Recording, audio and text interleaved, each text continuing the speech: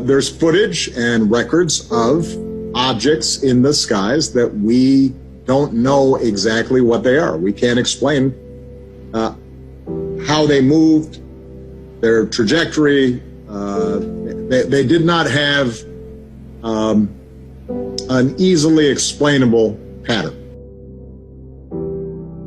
Imagine a technology that can do 600 to 700 G-forces, that can fly at 13,000 miles an hour, that it can evade radar, and that can fly through air and water and possibly space. And oh, by the way, has no obvious signs of propulsion, no wings, no control surfaces, and yet still can defy the natural effects of Earth's gravity. That's precisely what we're seeing. The government has already stated for the record that they're real. I'm not telling you that. The United States government is telling you that.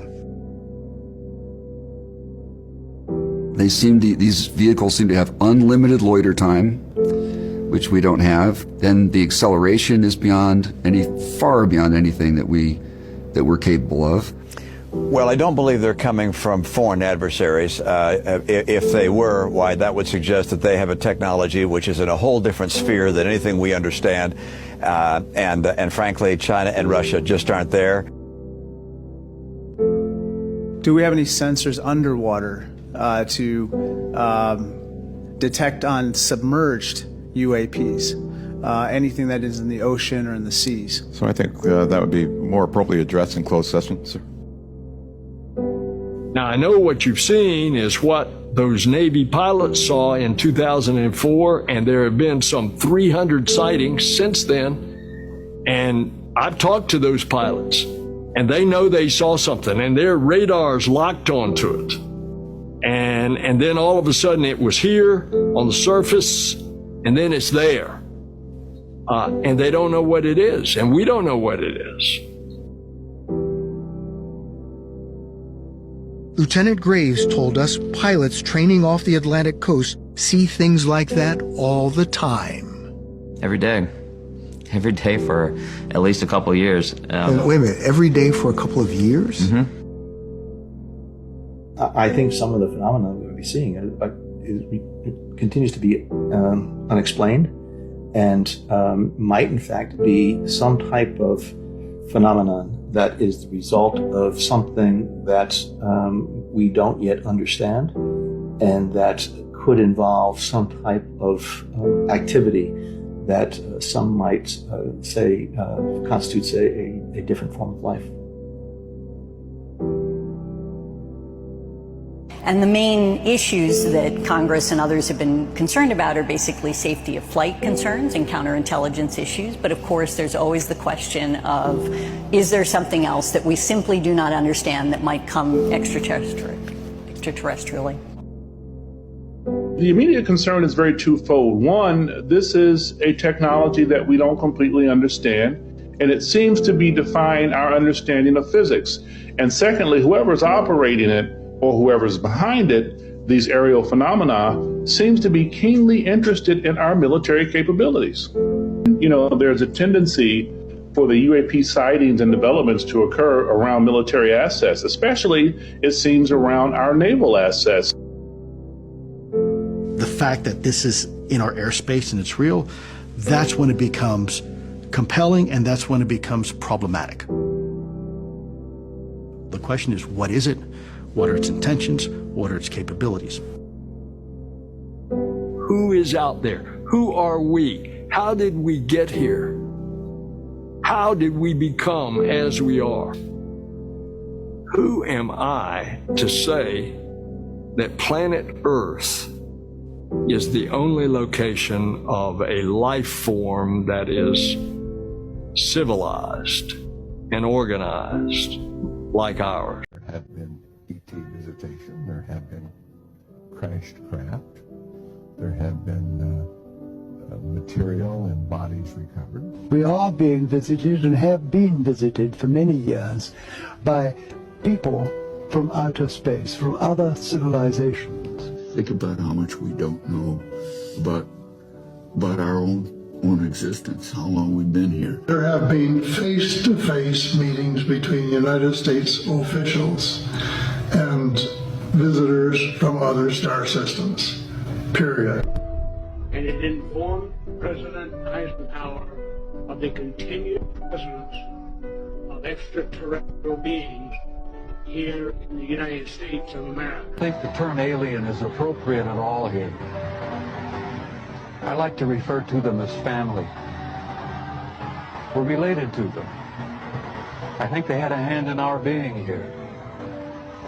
And I think one of the 9 flying discs he says he saw at the base, which was designated S4. I gave everything simple names. There's the top hat one, and the Jello mold, and the sport model operated, without any hitches at all. I mean, it looked new. If I know what a new flying saucer looks like. One of them looked like it was hit with some sort of projectile.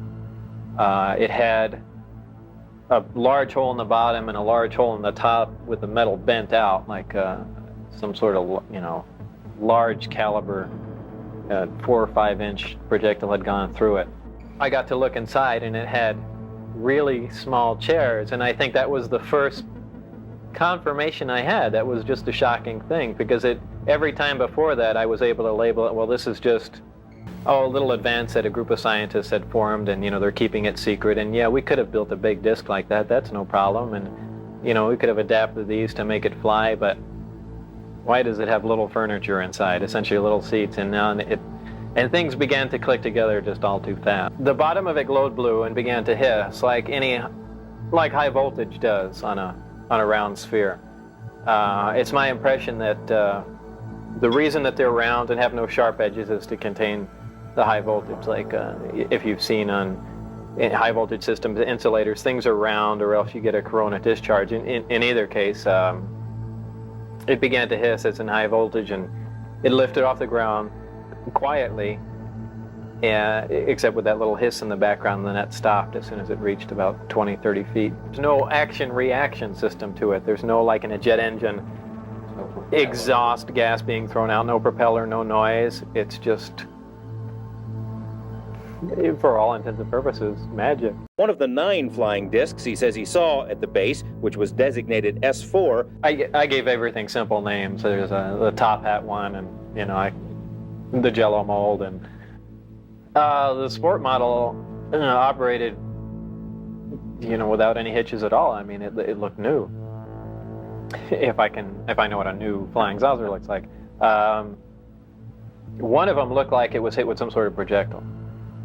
It had a large hole in the bottom and a large hole in the top with the metal bent out, like some sort of, large caliber 4 or 5 inch projectile had gone through it.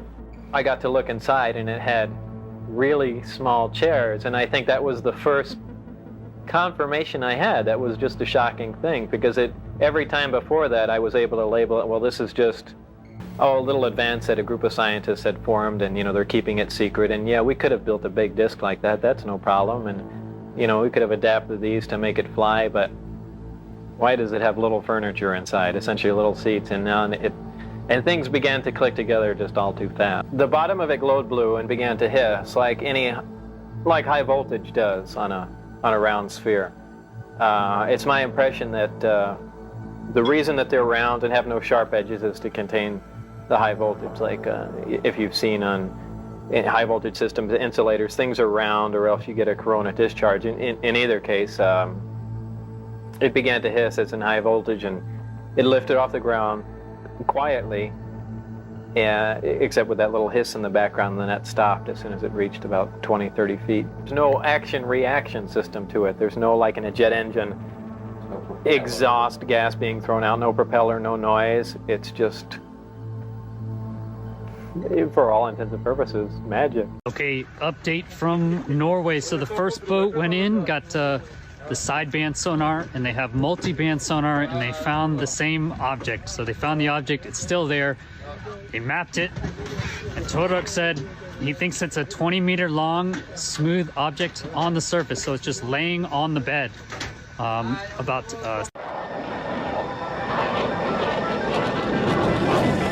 Chris Lado, welcome to Lado Files. Hey, good morning. What's up? We are here up in Hessdalen. This is the morning vibe here. You can see a cabin. It's awesome technology. I mean, there's no water in the toilet. Seems to work super well. It's warm. This is one of the local elks they have around here. Elks looks kind of like a moose elk. And then unfortunately what we have today is a cloud cover. So we're not going to be able to fly unless this clears. It looks like it is actually clearing. So it's clearing. It's clear about in 2 hours you're up in the air for sure. Hopefully in 2 hours we're up in the air. Yeah. And here we are in the morning. Getting out, do some interviews. See what's going on in Hessdalen.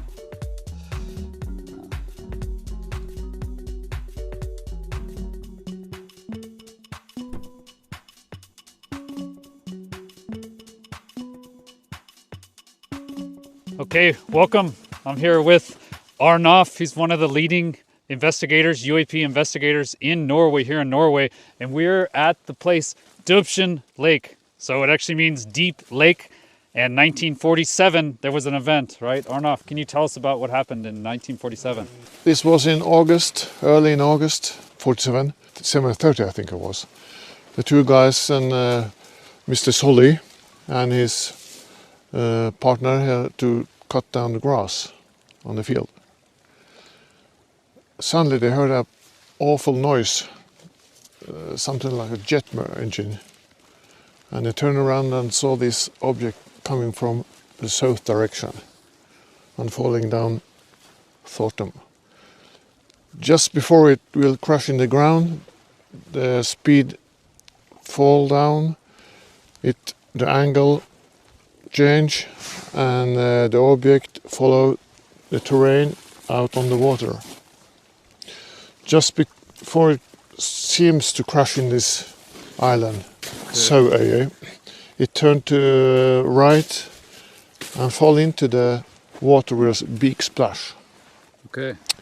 And it looks like an egg-shaped object with small fins on the side. And it floated on the water. Okay. About 20 minutes.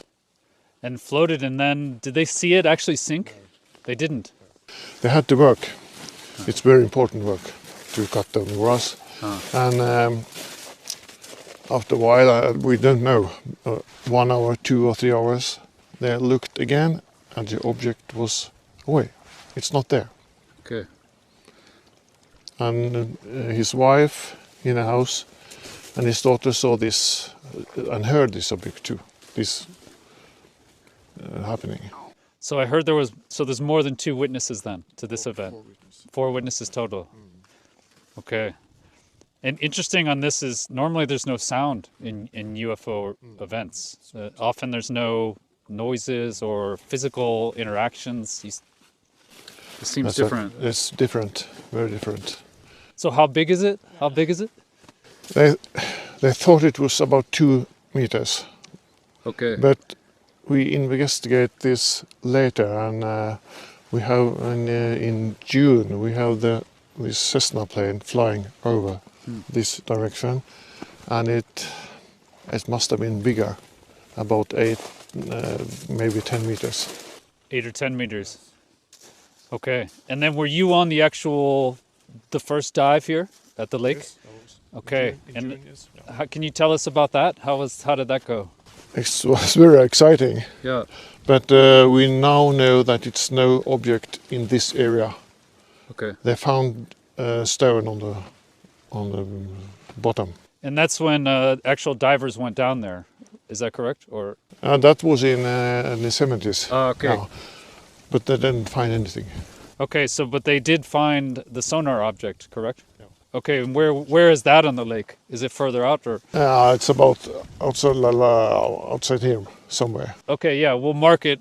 So it'll be basically that's where it actually went down, or where you found the object is right here. To the right of this island. In 1947, it was a metal object, but in June this year, yes, 2023, we found a stone out there.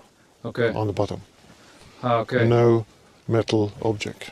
Okay, and then so what's the hunt tomorrow then? It's far out in the middle of the lake. They found this truck or sonar beep. Okay. They want to see what if it's stone, mountain on the bedrock, or it is something that has been dropped there. Okay, so that's the new sonar hit, and that's what they want to see what it is tomorrow. What's your suspicions? What do you think the chance is that it is the actual ghost rocket? I don't think it is.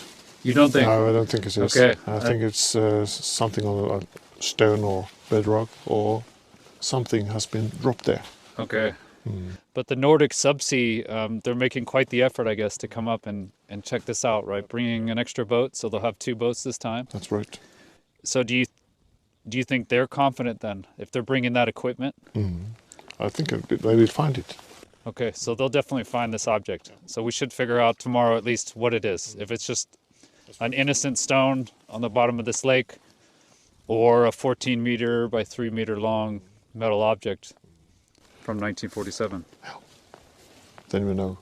Excellent. If I think that in 1947, when I saw this metal object lying on the sea, we have wind from west. That's this direction, and the drifting will be that way.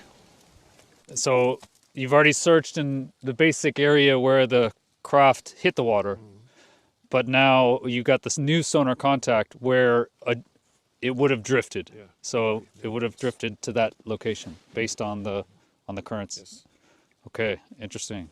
Okay, what's your favorite story from Heston? I think it was in January 1983, and 3 persons saw light in the west, about over Øyungen, that's a lake. They took the snowmobiles and drive on the direction of the light. After an hour or something, they come into something called a park called Bogon. It's the top of the mountain, and they see in this new valley on the other side of this valley, the Hesdal Valley, it's called Ledaren. And on the field, they saw 3 lights standing in this direction, 2 in right and left, and 1 in the middle. And there were many small lights around this, moving around these big lights. Then these small lights turn into the big lights, and the middle one, hoover up, stopped. It was coming an airplane from Oslo to Varnes, then it dimmed down, and then when the airplane was